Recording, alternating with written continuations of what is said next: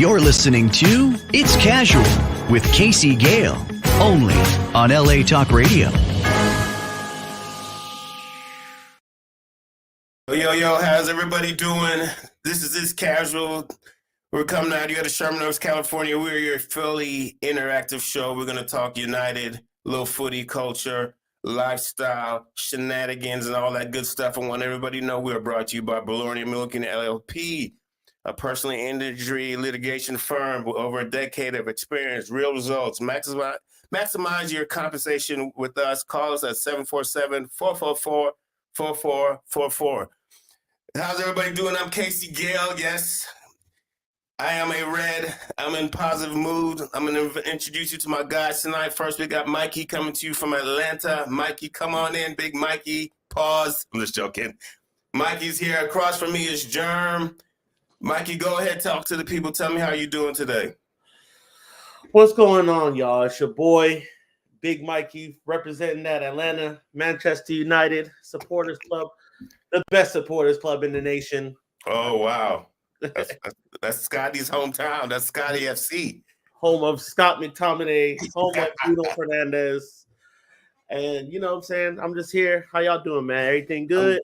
We're good. Germ, and across from me is my man Germ here out of Los Angeles. He is a LA Red Army member, the finest supporter club in the whole country, and we wear that title very well. Germ, how we doing, my brother? We're doing good. Representing the LA Red Army over here. Yeah, you know it. LA Red Army stand up. You know how we do. So, guys, here we are. 3 points, beating Luton. We should be really positive. I'm actually positive. You know, when you go into these games, you want to see things and you want to see people perform. And I think in some aspects, we've seen some things we wanted. We saw early goals. We got out to a 2-goal lead. Was very excited, but by the 14th minute, we already had given up a goal, and we've given up all thoughts of, I don't know, keeping the ball. It seemed like we were working hard to not have the ball. I don't know how you guys thought. I'm just going to tell you the mood that was around me. Everybody was pretty much frustrated with the play style. We were pretty much frustrated with basically just giving up the game after the first 2 goals. It was just like, I mean, we had moments we were going to try. We played well. I'm not going to lie. Let me take that back. In the second half, I thought we had the best opportunities in the game. I just thought we weren't clinical enough, and that was the disappointing thing about it. I don't know how you felt about it in your end, Mike. I'm going to let you go ahead and tell me how you felt about the game. But I'm just going to end it by saying I am positive. We're 3 points behind Tottenham. I'm not saying that's an indicator, but we are, 6 games on the bounce or something like that, Mikey? I'm not too sure. You tell me. Unbeaten in 2024, 6 games. Undefeated so far. ETH is doing a good job now. And I'm gonna say one thing. You are the vet. I'm gonna go ahead and salute you. You have been the one proponent for Eric Ten Hag. You've always been the one to say, listen, when he's had injuries, and I've been the guy, I put my hand up, I've been the one to say, no. Tottenham got injuries too. They played well. But as you see how things are progressing, teams that have suffered injuries, it's starting to fall off. You're starting to see a little drop off. And you are the one person, I'm going to give you your props to say, just everybody calm down. Let Eric Ten Hag get his guys back. And you're right. There has been a difference. The difference is we're winning games. And we're scoring goals. Because before, we were nicking victories either 1-0 or we were having to go find a goal out of nowhere. But we're getting team goals in. We're getting good quality chances. And I listen, I think we have a good coach. I know the whole world, because it seems more and more growing sentiment that our coach is shit. But my biggest thing has constantly been, as I've said, is these guys aren't at the level of a City. They aren't at the level of a Arsenal. They aren't at the level of even a Liverpool. Like our level is where we are now. And around 4 to 6, right? I think we can beat any team for any day, given home or away. I feel like from 4 to 6, 4 to 10, all the way down, we can beat any team in that realm, right? But when we start going to the big sides that are going to come and play with a style, they're not going to let us dominate. They're not going to let us counterattack them. They're not going to let us do anything and breathe on the ball. That's when we start running into issues. So I really, if you watch my video with Flex in New York, I said top 4 at FA Cup, and we're in contention to do both of those. So come on. Jeremy, Mikey said that, some good stuff there. From your aspects, how did you feel what you got out of the game? What do you think? The positives and the negatives for you? I mean, That was pretty positive. I mean, we got the W. We got the win. We came out of there with the win. The positive is that the youngsters keep on developing. Kobe Mano, Garnacho as well. Those are the positives that I take. Evans came out, brought in a shift. So the positives is that the team looks like they're gelling well together because they're having more time together. So those are the positives that I get out. I mean, we're trending towards the right direction. Rasmus scored in again. So that's the positive, that we got ourselves as a legit striker. That's the positive. A legit striker. He needs to get fed a little bit more for my take, but I'm still going to take the goals, man. I'm still going to take that positive out of there. I mean, what's crazy is his conversion rate right now. It's insane. I remember Anthony Martial had a crazy conversion rate, and that's something I used to be like, man, you get this man, if he plays, he gets service, he produces. Rasmus is on a different level. So it's like, yeah, he had 2 goals, but he's still not getting the right amount of services because I think Garnacho had about 6 shots. I'm not too sure. But these are the shots that Rasmus needs to get. And I think some ways we're still not feeding the big man enough. And in some ways we're still not clinical enough. I mean, we had about 4 goals, or I know Garnacho had maybe 2 with 1-on-1 with a goalie. I know Bruno had like 1. One. Garnacho had I believe about 2 chances. So there was some shots that looked like they should have gone in. We should have been up about 4-0 at one point. You are right. We're not as clinical. Do you think that's going to be a problem down the road, Mikey, or do you think that's something we're going to fix as time goes on? We're going to get those kinks out? Because I actually think we're going to get better. Because this team, to me, Garnacho, Rasmus, Kobe, wow, I feel like I'm Casemiro, these guys have the game aptitude to understand that we need to feed Rasmus more. I think he needs to be the focal point. What do you think about that, Mike? How do you think? Do you think it was something this is to get better at, or we're just putting too much into it?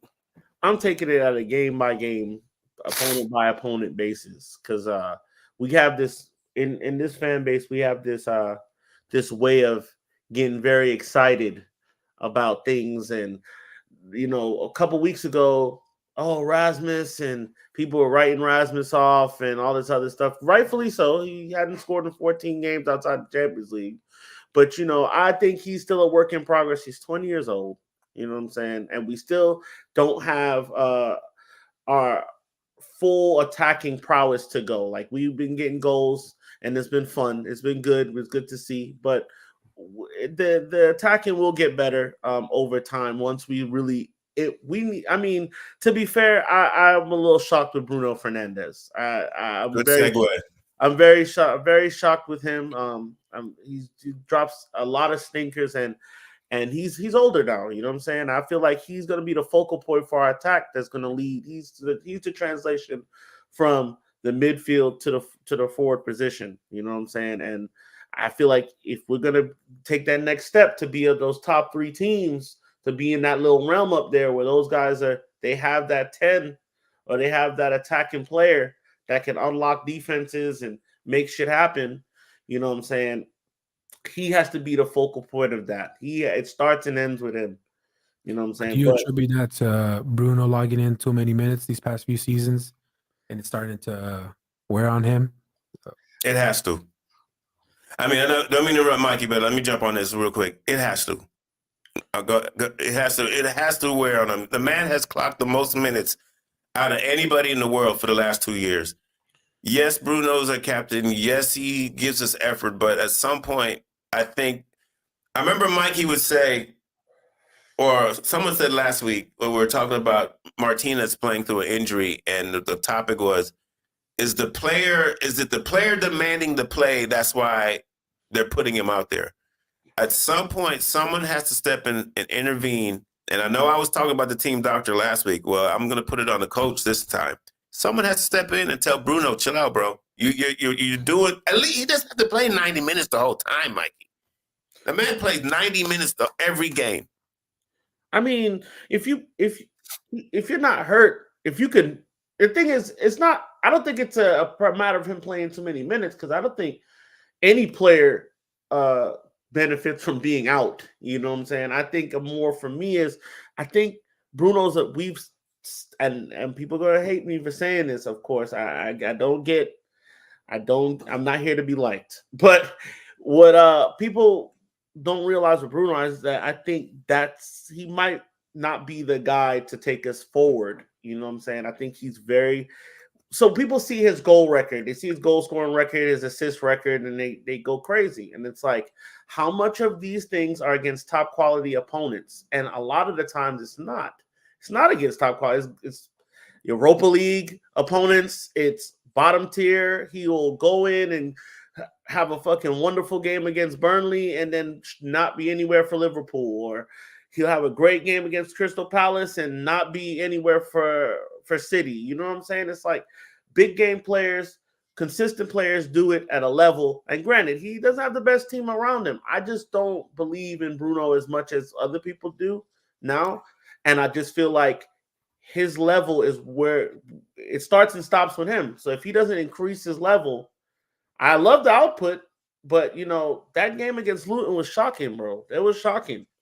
Yeah, but Jeremy, Mikey doesn't believe fatigue is hindering the man. I believe I think he's physically fatigued because like Bruno takes risk. We want Bruno to take risk, but when you're physically fatigued, your mind plays tricks on you. You start doing things that you want to try because. In this game, there's a play that time was running out, and Bruno takes a shot. Yeah, I know what you're talking about. And turns it over when we were supposed to keep the ball and run out the clock. So to me, it's not. I don't want to say it's decision making, but I feel like he's just fatigued. That's been a situation where he should have been subbed out the game. And you mentioned fatigue. I don't think it just has to do with physical fatigue. It could be mental fatigue too. The man has played the most. That has to break you down at some point. No one is Iron Man. Ain't none of us out here going to be just running. He needs a break. He needs a break. And also something that I see with Bruno's game, I believe that Bruno's game is not conducive to a possession-based team. That's very true. His attributes are going to show more with a counter-based type of a team that Ole had, right? Just counter-attack. So you see his attributes flourish more in that style of play. The way we see the game played, right? It looks like the coach is telling them, once you get the ball, just shoot it out to your forwards, get it out wide, and just let the guys go out and create chances. It does look like that at times. And that's something that's conducive to his game. This is what goes with Mikey says, or what you're saying at the end here, that Bruno's never been great in possession. And maybe through time, his decision-making is getting worse. I mean, what a lot of people say about Bruno is he's not getting better in possession.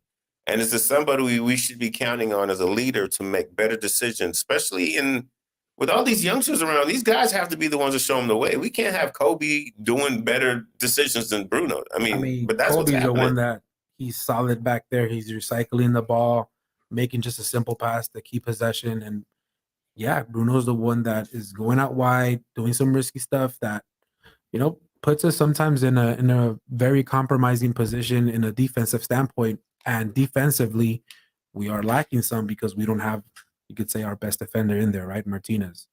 So that just kind of shows you more of our, I think this solution with Bruno, me personally, just cut his minutes.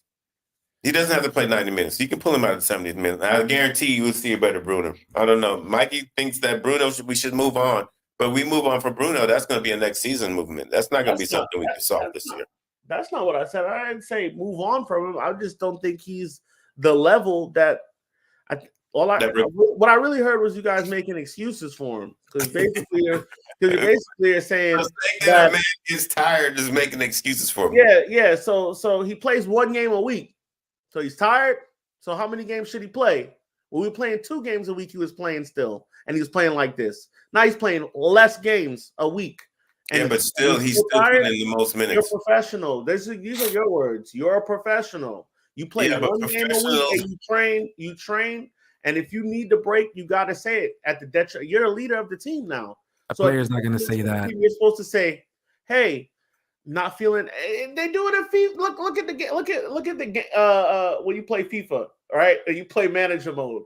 There's a part of it they'll be like, "Hey, I'm not feeling my best. I want to sit down." You know what I'm saying? Now I'm joking around when I say that. Yeah, I know what you mean, though. As a leader, you got to do what's best for the team, right? And everybody's going to want to play, but you're playing 1 game a week now. You're not in 2 games a week. You're not playing 3 games in 10 days. You're not doing that, right? And for some reason, when we were doing that, you were showing up a lot more. But now we're playing 1 game a week. So, like, what's going to be the excuse then when it's like, all right, we cut his minutes and he's not as effective because he doesn't have match sharpness? I just feel like at a certain point, I don't have nothing against the guy. I don't think he should be our captain, but that game against Luton, when he's on a breakaway and he has 2 men a man to his right and left, and he volleys the ball crazily. It's a simple through ball pass to lead the man onto the ball so he could cut it and score. Either one, Garnacho or Rashford, could have taken it in. Rashford was the more appealing choice. He skies it, and it's like, bro, what is that? What is that? You do that a lot more times than not. But what will happen is he'll score a goal, right? And then we'll forget. We will forget, oh, Bruno, yeah. Mikey, shut the fuck up. Let's see what Bruno did this. And I'm like, okay, that's fine. It's just like when Scott scores a goal. We lose our minds, but it's like, it doesn't make up for it. Atlanta loses their minds. Mm-hmm. Everybody loses their mind when Scott scores. The whole world loses their mind when he scores. But real ones know he's not a midfielder for real. He's not. He's somebody you throw on and say, get forward. That's so, Bruno's not quite that, but I don't know. I'm okay with looking at our options in the midfield. I think we need a couple of options there. And I think Bruno, he's 29 years old. He's set in his ways. Mike, who would you put in there then? Who would you replace him in our current squad? Because who would you replace him with? You can't get anyone right now to this point. Who in our squad would you put in? Oh, that's the thing. You're right. You're 100% right. We don't have anybody to put in. So that's why in the beginning I said he needs to raise his level. He needs to be the guy that you guys think he is, because I don't think he's that, because we don't have a guy to look to the bench. Ericsson's on half a heart right now. You know what I'm saying? He can't. I think Mount was supposed to be that guy, but he's out. Another thing I believe he needs. So I believe, yeah. Go ahead. Sorry about that. No, you're good. He just can't play 60 minutes. So I believe he needs competition as well. He is probably the only one in his position where he doesn't have a competition, a viable competitor to say he's going to take minutes away from me. It could be complacency, feeling that, well I can shoot like this or like that. I can do any error, and I'm not going to get taken off the pitch. Who is ETH going to put in there? I mean, that's very true. Anytime a guy knows, if he knows deep down in his heart, I'm not going to get pulled out, you don't really have that fear of a mistake. So that could be part of it too. But I'm telling you, fatigue affects everything. The man has to be showing signs of fatigue. 1 game a week. But still, your legs are putting these miles on. It's not like just because you're getting a whole week off, he's still going to be more tired than the other guys. He's gonna break down quicker than everybody because he's always out there. He's always running, and I think that's something Erik ten Hag's going to have to fix. But there's no one there to fix it. Let's talk about. Well, and the thing what's troubling about Bruno, I'm gonna end it on this. We used to be able to watch him and say, okay, he looked like he had a stinker game, but then the statistics would prove that different. This game was one of the first games I've seen where statistically he was horrible. He was trash. So I think it's all catching up to him now. Bruno is becoming a situation. I don't want to say it's a problem, but it's a situation because he's the guy that we lean on as for a motor. He's the guy we lean on as supposed to be a leader. And then he's not doing the clinical things. Let's say clinical. He's causing us problems because that shot that he made, it was incredible. Everybody's like, why would he do that? Because he gave the possession right away, right back to them when it's something we're supposed to run on the clock. And then it goes back to you, what Mikey and you were saying. There's no one else to replace him. Let's talk about guys who came in this game. I thought Johnny Evans was magnificent. I'm more impressed with him the more I see him play. And it was crazy about it. I mean, he wasn't even supposed to be on this team. It's like he walked on and earned a scholarship. Johnny Evans shows that you don't have to be, and this probably goes back to the Bruno, you don't have to be in peak, top, fast, physical shape to get it done. If you have game awareness and you can read a game, you'll be effective. I think goes back to what Mikey was saying. Johnny is an example for Bruno. Bro, just get better at studying the game, and the game will come to you. I also don't want to be prisoner of the moment, though.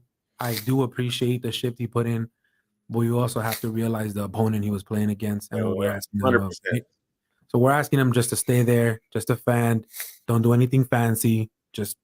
He's just the body there to make sure that he's there to help out Varane, right? Yeah. But if we're asking him to go against City or Liverpool, play out the back, they're going to try to expose him. Play a high line. We can't ask that of him, right?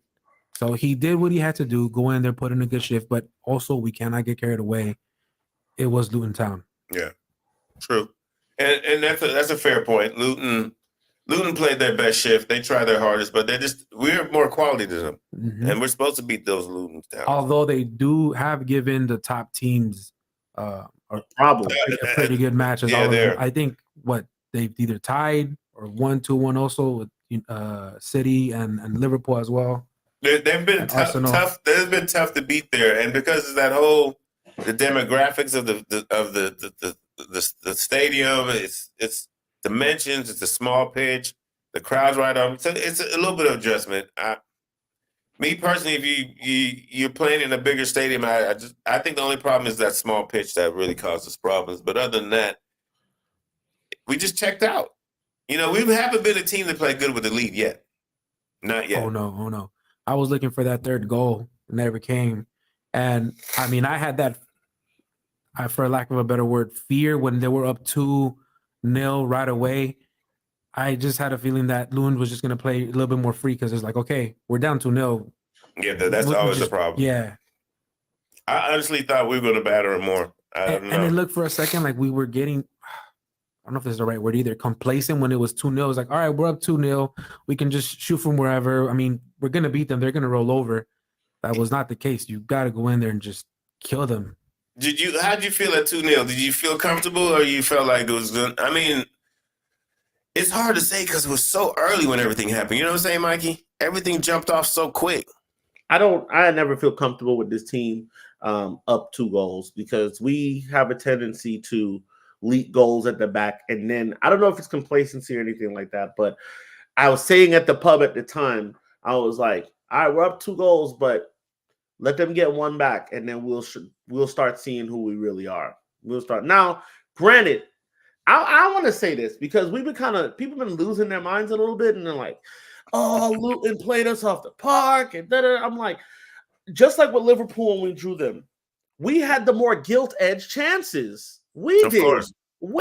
Like, as much as they had possession, which is a shame, we're Man United and they're Luton and they're supposed to be going down, they're at home and they're down. So, like, just like Germ said, they had all right to say, hey, you know what? I'm going to take it to you now. I have nothing to lose. I'm playing Man United at home. This is a big game, and I'm in front of my fans. But we had the better chances of the game. You got to take your chances, though. So I'll say that. Just like with Liverpool. People are like making a big deal of Liverpool, how many shots they had. Brother, we had the 2 most definitive shots of the game. People think a shot or having possession in the box or whatever and just being under the cosh is like this big thing that shouldn't happen against any team. It's going to happen. These guys are professionals. It's going to happen. Anybody on their day can score a goal against you. They scored a goal against us. Cool. I just never thought we would capitulate. I felt like we defended for our lives. It wasn't the best defending, but I didn't feel like, oh, okay, we're going to give up a goal here. We defended well at corners. We did pretty decent to do. We didn't play well, but I didn't feel scared. But also, I know this team. Yeah, this team is very concerning when we have the lead, because when we check out, that drop off is so drastic. It's just it's not even that. I mean, you like you said, if we are clinical with 2 of those shots, the game's over. If Bruno's clinical one time, the game's over. Garnacho's clinical one time, the game over. And Garnacho, I'm okay to give him a little, a little bly, because he's young and he's got that youthful energy.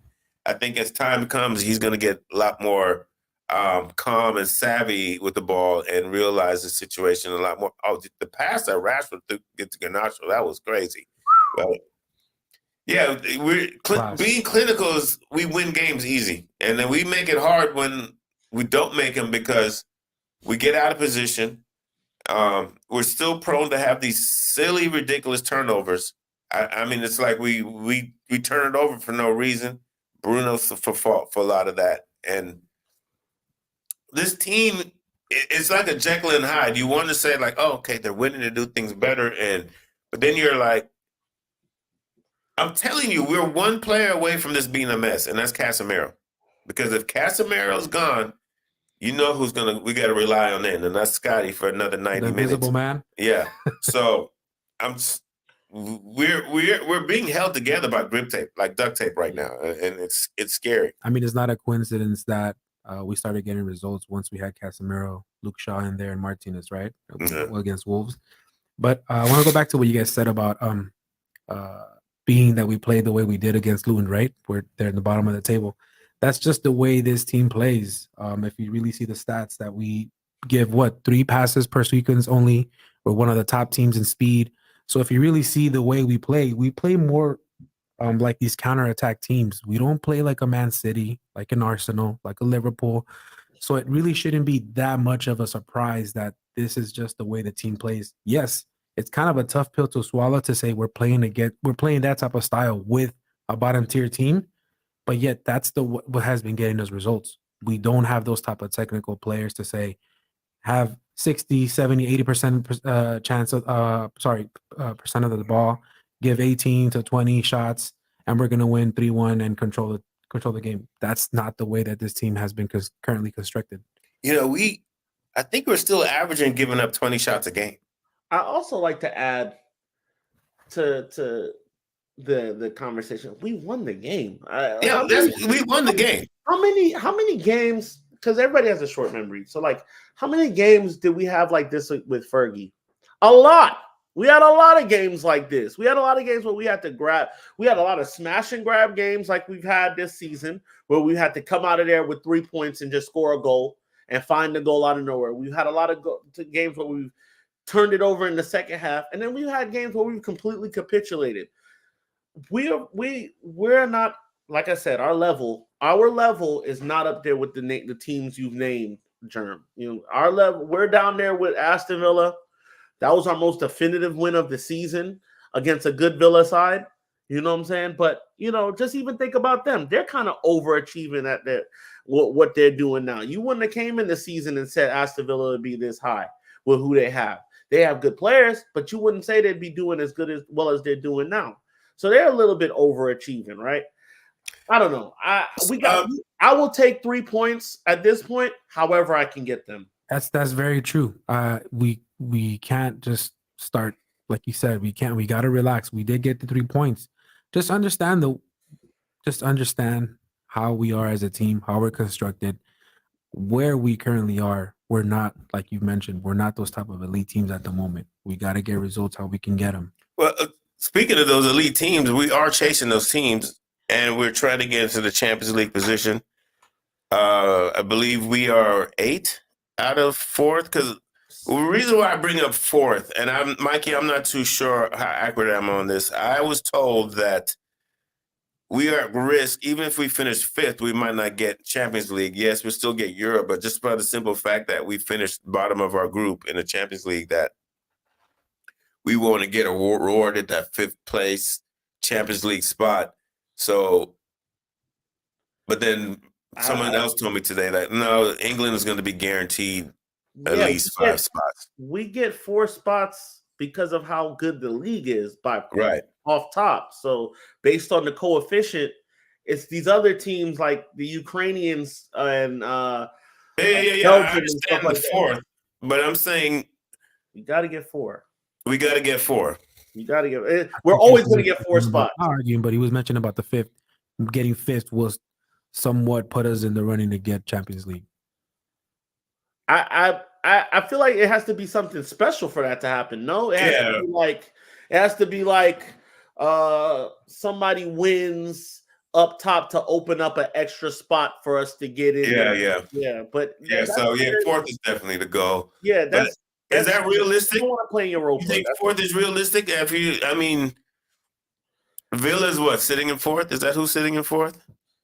Is that a realistic chase? How many points are we away from Villa? But the point is, Mikey, we are winning. Jeremy, we are winning. Points. And that's a lot better where we were a month ago. I mean, those teams are going to play against each other, right? Yeah. Aston Villa and Tottenham. Yep. So, yeah. And we still have some big games left. Yeah, we do. We have some big games I'm liking that the big game is the one, the Man City one. That's the one. I mean, that's I know I'm getting a little too carried away, but that's so that is a big game. I'm really not trying to absorb that game yet. I believe we have Fulham next. Yeah. Fulham is going to be a tricky one. Is that home or away? I'm not sure. I'd have to look so let's so my question was, that's a home game. Top 4 is a reality. We could get top 4. And the thing was going to benefit us. We still need to get healthy. I don't know what's going on with Luke Shaw. They said that they're still assessing him. I saw that today.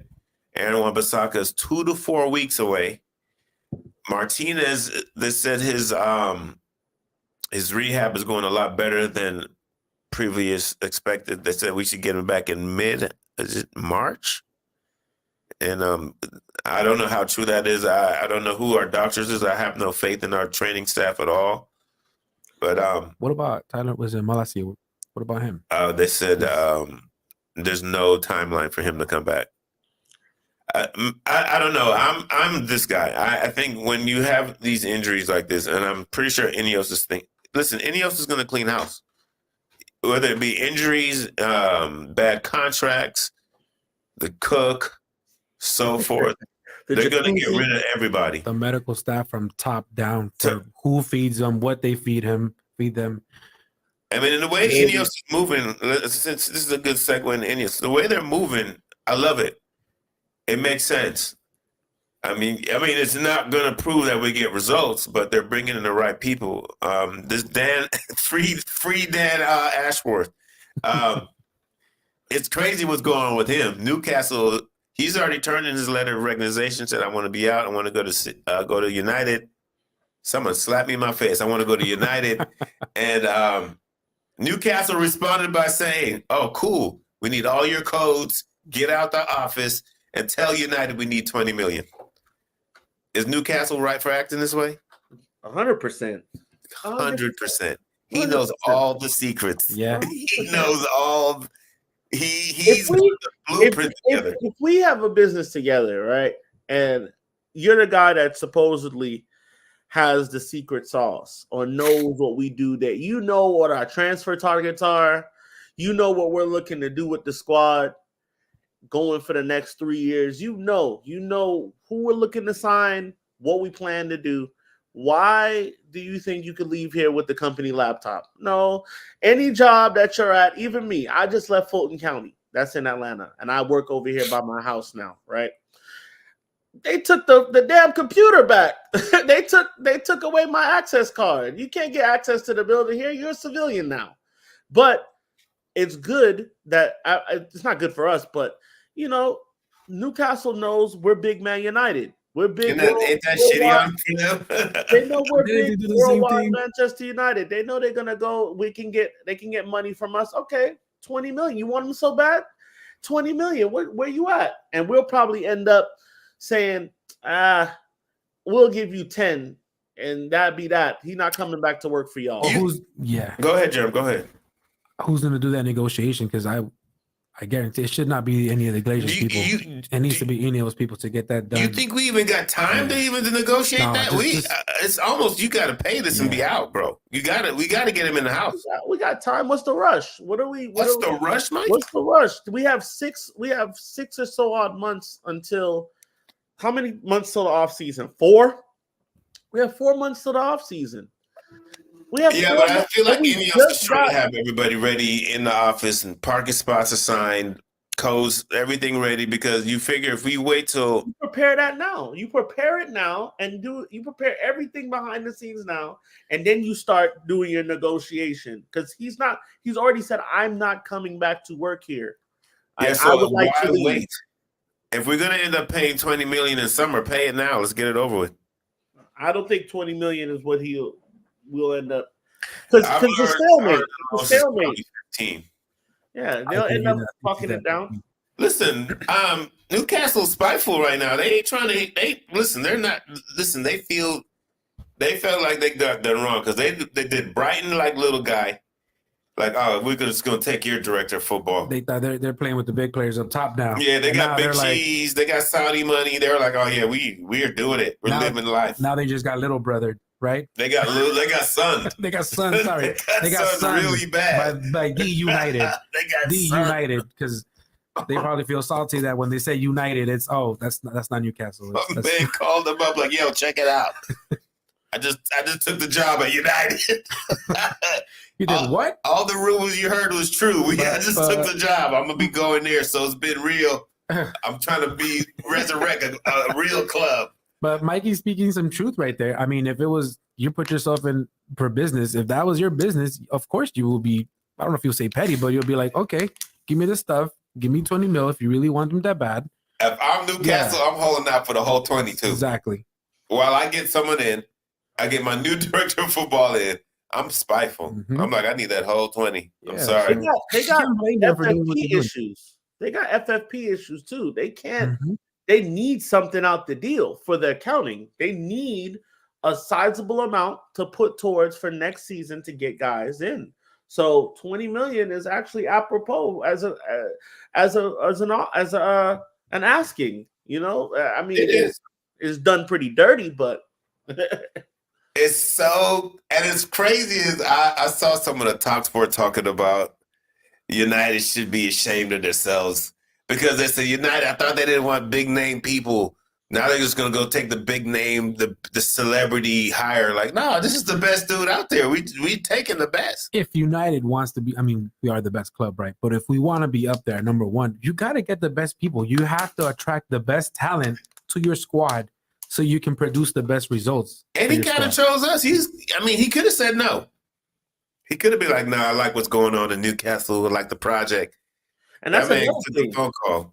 That's another thing. So, like, if you talk to Geordies, you talk to Newcastle fans in general, right? I've talked to one. I talked to a lot of them.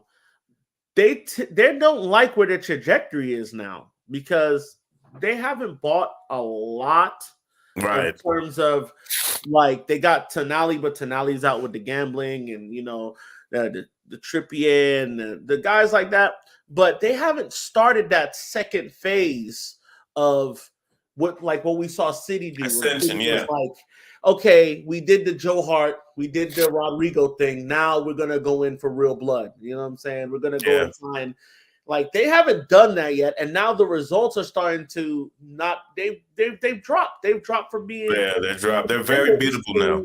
They're very beautiful now. Yeah, so they got to get something out this deal, and money is probably the best. Yeah, they got to get something. I don't blame. The Jordy I talked to, he was like, "It's like we just paused again.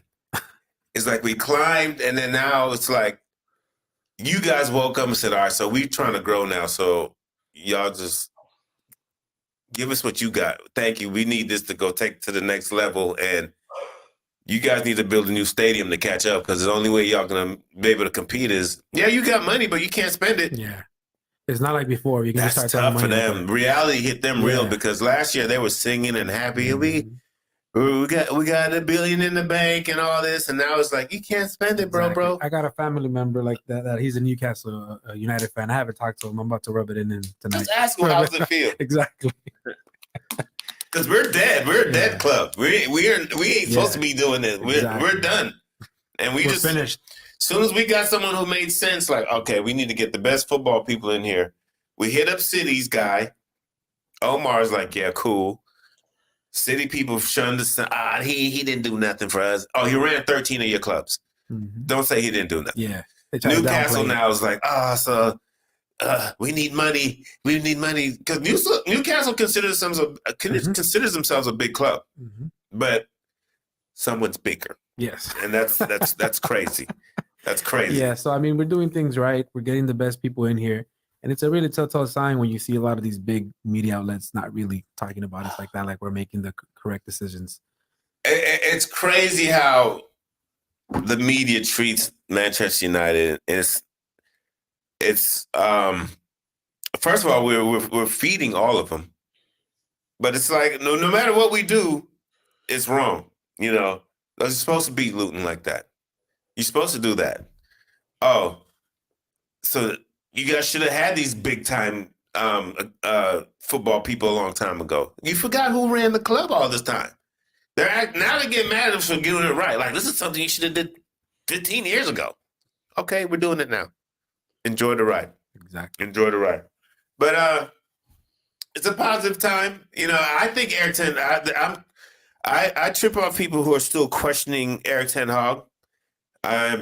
I was a questioning person of Ten Hag, but I truly believe right now that he's the type of coach where if he has his guys, he will put in something that will perform and win games. I'm a fully firm believer that Eric Ten Hag is the guy to go forward. I'm glad that all the replacement coach talk has. Wow. Thank Casey. I don't think you should be saying this right now in front of Mikey right now. No, listen. It's crazy how much we did have a show once. You and I said we're questioning Eric Ten Hag. We wanted to preface it. We're not saying we're Eric Ten Hag out. We just had to question some things, some tactics, some players that he was using. You're allowed to question somebody and still support them. Let me tell you, my mom used to question a lot of things I did in life, but she supported me. So, you know, that happens. I want to pull this up because I wanted to see Mikey as soon as you said that. I wanted to see. Oh, he was clapping. He's feeling it. Yeah. He's feeling it. But there's still some people now, right? Oh, there's a lot. I don't get some people who I think they're actually miserable that we're winning. I still see people out there, Eric Ten Hag out, the play style now. Now it's the play style. Where's the Sancho supporters at? Talking about he didn't get an opportunity. He's one of our Sancho's failing at Dortmund. He hasn't, yeah. You know, so where's all that right now? So Eric Ten Hag has definitely made the right move. People say Ten Hag got rid of Sancho because he had favorites. No, maybe Anthony was doing more in practice. Maybe Eric Ten Hag was right. He was having a shit practice. So I don't know. People aren't saying this though. Eric Ten Hag has dropped Anthony, and look what's happening. Exactly. They're not giving him no credit for that. They're like, oh, he let him stay on too long. I'm like, bro, you're good. This is your guy that won you a championship at one point in time. And he's starting Kobe. You know what I'm saying? He's Kobe is it. He's done. He's a starter. The only thing that Eric Ten Hag could probably do better is the Bruno thing. The Ahmad thing. We need to see Ahmad. Yeah, that's another one. God, that's another show. We need to see Ahmad. Ahmad thing is crazy. I don't know why Ahmad can't get 10 minutes. 10 minutes. Why can't he get 10 minutes? Why can't he get because we're burning? Because we want to talk about people playing a lot. Garnacho's playing a lot of games. Yeah. At 18 years old, he's playing a lot of games, and he's inexperienced. Like, we got an older guy that scored goals in Italy, that scored in the Champions League. Okay, before he went to Sunderland, scored goals at Sunderland, and he's sitting away wasting on the bench. Let's give him a run out. And he's an older kid. Let's give him. It'd be nice to see like a fresh. Give some teams something else they can see differently. I think Ahmad is qualified enough to play and start a match and let Garnacho have a break. We paid money for him. Go ahead. We paid money for this kid. A lot of money for him. He's not an academy kid. We paid like $20 million for him. Yeah, he's making decent money. He's making good first team wages. And I think that's one thing, Eric Ten Hag. I think he's loyal to a fault in some ways, but he could run guys into the ground now. You sometimes you might want to give him a little break, and I think that's something he could do with. That's valid about Garnacho because he is playing a lot of minutes at 19. And one thing he could run into is, I know he's not a rookie, but like we say it over here in the US, right? You hit that rookie wall, right? Yeah. Once you slump. Yeah. Because you're playing so much more minutes that you're not accustomed to, and they can be hard minutes, right? Yeah. So once you hit that wall, we start seeing him struggle. Media could be out there like, oh yeah, he's not the real deal, but it's more about just letting him get some rest as a young guy, 19. Yeah, true. Well, we got about 5 minutes. I'm just gonna give everybody a heads up. The thing is with everybody in the club situation right now, Mikey said it, Germ said it. Everybody has to realize we're here to support the team. We want the team to do well. So when you see positive things, it's not. Listen, when I left the pub, I was lit. I had a good time. I was excited. This is a good segue. I think this is a good segue, Casey. Here's the segue. Look where you fucking segue. So, I think my tweet was it was a shit performance, but it was an earned win and a much needed 3 points. You were still able to tweet? All right, so let's get into it. So, there are some pictures going around. I went to go to a golf tournament. Shout out to my boy Biza, the Walking VIP, Mr. Walking VIP. I'm chilling with the guys. Shout out to Bubba Jeff and Dirty Hamster holding me down. And then my boy's like, Case, let's go to the Tiger Woods golf tournament.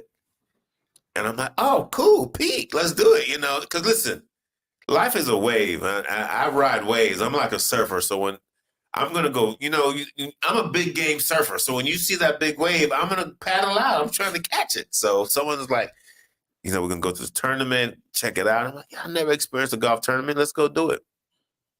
Clearly. So what got me is we got to the Riviera Country Club. It was a pregame in the parking lot. Everybody's like, drink, whatever, just have a good time, whoop-de-whoop. And I was like, all right, cool. So this is, we'll do it here. We'll go inside. We got in the golf tournament. Shout out to, first of all, we snuck in the golf tournament, which is ghetto. We get in the golf tournament.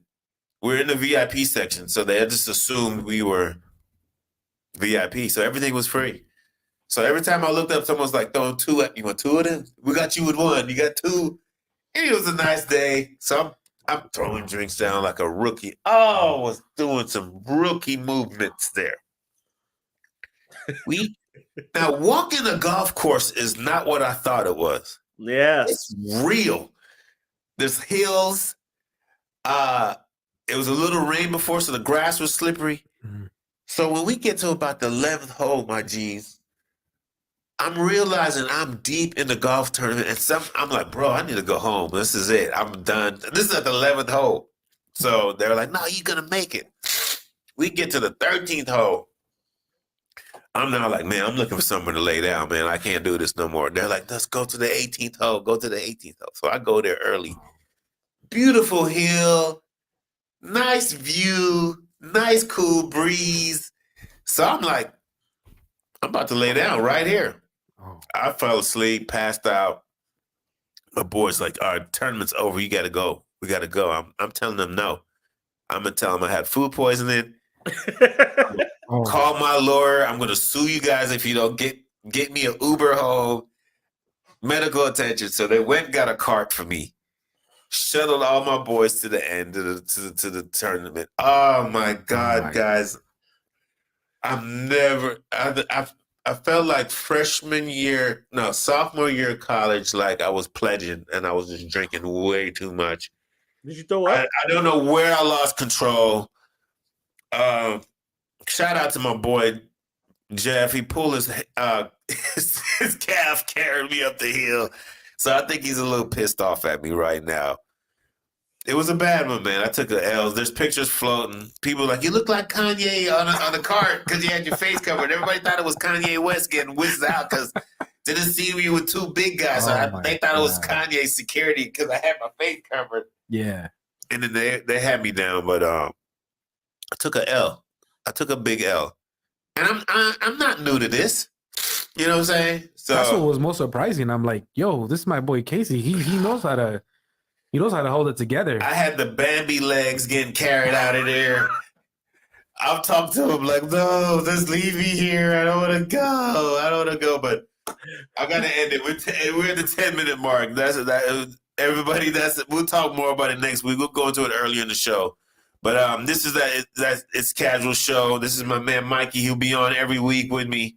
Jerm will be here as much as he can. We'll have a guest next week. I think we're gonna have Patch with us and Amani, the president of the LAFC group. I mean the LAFC, LA. Bring me somebody to argue with.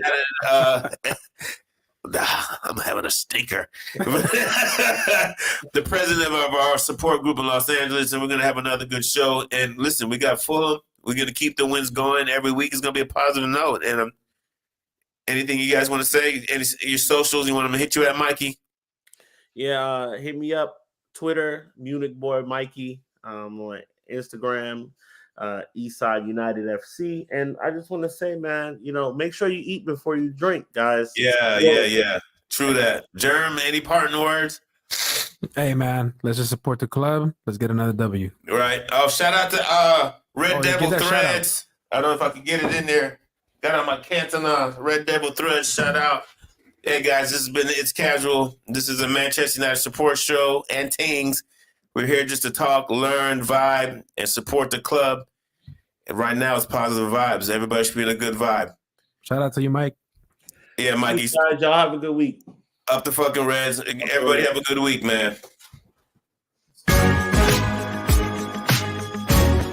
You're listening to It's Casual with Casey Gayle, only on LA Talk Radio.